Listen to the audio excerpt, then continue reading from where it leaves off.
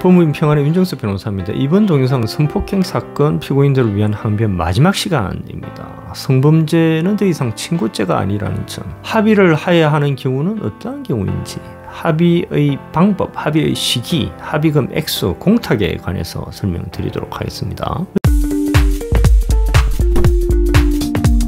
여러분 다 아시다시피 성범죄의 경우 더 이상 친고죄가 아닙니다. 다시 말하면 합의가 되든 안 되든 처벌받을 사람은 처벌을 받게 되어버렸습니다. 그런데도 합의는 중요한 감형의 요소거든요. 다시 말하면 예를 들어서 강간죄의 경우, 공사실 인정될 경우 합의하지 않으면 실형 선고가 될 가능성이 아주 높거든요.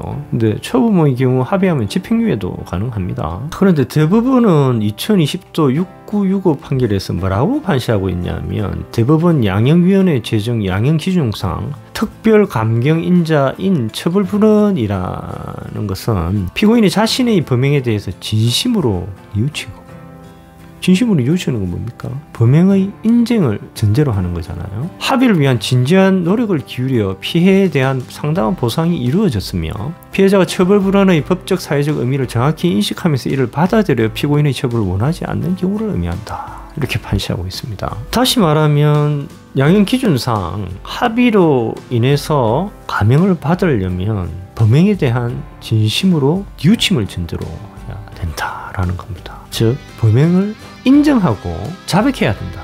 근데 이 판결을 보면 범죄를 인정하지 않는 상태에서 합의를 하면 양형에 방해되지 않는가, 이렇게 의문을 품을 수도 있는데, 제가 보기에는 사안에 따라 다를 것으로 보입니다. 즉 범죄를 인정하지 않더라도 사안에 따라서는 감형이 될 수도 있다라는 겁니다. 근데 대법원은 왜 2020도 6965 판결 사안에서 이렇게 판시를 했느냐, 이 사안이 특이한 사안이거든요. 이 사안이 어떤 사안이냐면, 친부가 20세 친딸을 강간한 사안이에요. 친딸이 최초에는 처벌을 원하다가 이후 특별한 사정 변경이 없는데도 피고인에 대한 선처를 탄원하는 서면을 제출한 겁니다.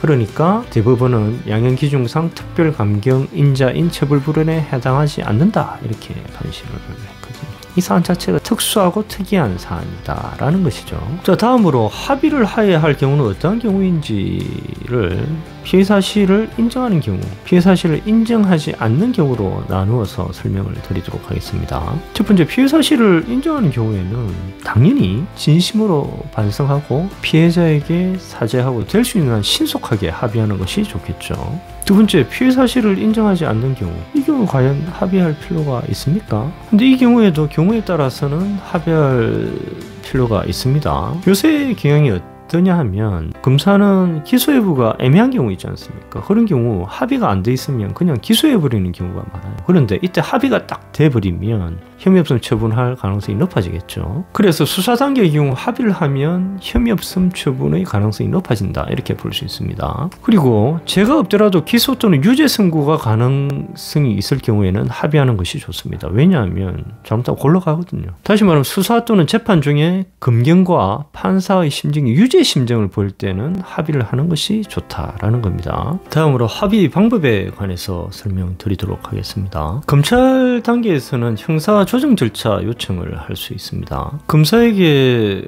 형사 조정 절차에 회부해 줄 것을 요청을 하고, 고소인이 동의하면 형사 조정 절차에 회부가 되겠죠. 그러면 검찰청이 선임한 민간인 형사 조정 전문가 앞에서 고인 측하고 피고인 소인 측이 합의를 시도하게 되겠습니다. 재판 시에는 어떠냐, 피해자 인적사항, 전화번호 등의 파악 절차가 있습니다. 피고인 측이 법원에 피해자 인적사항을 알고 싶다 그러면 법원 직원이 피해자에게 전화를 해서 피고인에게 인적사항을 알려줘도 되느냐, 이렇게 물어서 피해자가 동의를 하면 피고인에게 피해자의 인적사항을 알려주게 되겠습니다. 근데 전반적으로 피해자와 합의를 하기 위해서는 변호인 선임을 해서 변호인이 피해자 측 변호사하고 합의를 위해서 접촉을 하는 것이 좋습니다. 피고인 또는 피고인의 가족이 피해자 측하고 접촉하는 것은 좋지가 않습니다. 왜냐하면 가끔 피고인 또는 피고인의 가족이, 특히 가족이 합의를 무리하게 추진하는 경우가 있거든요. 이렇게 합의를 무리하게 추진을 하면 구속 사유가 될 수가 있다라는 겁니다. 다음으로 합의 시기에 관해서 설명을 드리겠습니다. 합의는 될 수 있는 한 1심 판결 선고 전에 하는 것이 좋습니다. 최근의 경향은 공사실이 인정되고 합의가 안 될 경우에 1심 판결 시에 중형이 선고되면서 법정 구속이 되는 경우가 많거든요. 피고인이 법정 구속이 됐다고 한번 생각해 보십시오. 심적으로 아주 커다란 공포 내지는 압박감을 느껴서 결국 실제로 지급해야 될 합의금보다 더 많은 합의금을 지급해야 할 수도 있는 겁니다. 다음으로 합의금 액수에 관해서 설명드리도록 하겠습니다.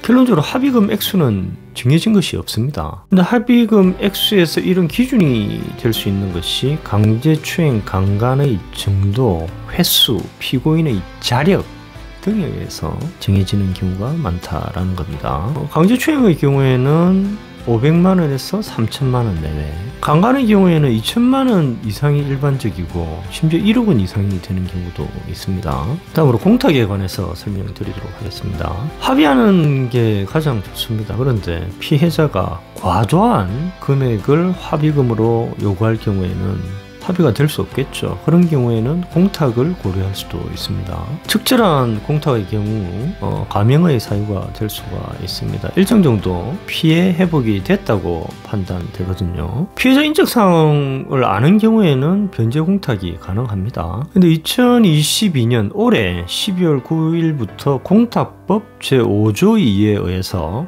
피해자 인적사항을 알지 못하는 경우라도 형사공탁이 가능하게 되었습니다. 형사공탁은 기소되어 재판을 받는 경우에만 가능하고 수사 도중에는 형사공탁이 안 됩니다. 그래서 해당 형사사건 계속 중인 법원 소재지 공탁소에 변제 공탁이 가능합니다. 근데 진지하게 합의 시도도 안 해보고 무턱대고 처음부터 공탁하면 감형에 도움이 되지 않을 수도 있습니다. 그래서 합의를 위해서 진지하게 노력을 하였는데 피해자가 과도한 합의금을 요구할 경우에는 공탁하는 것이 좋습니다. 자, 오늘 이 정도로 하겠습니다. 감사합니다.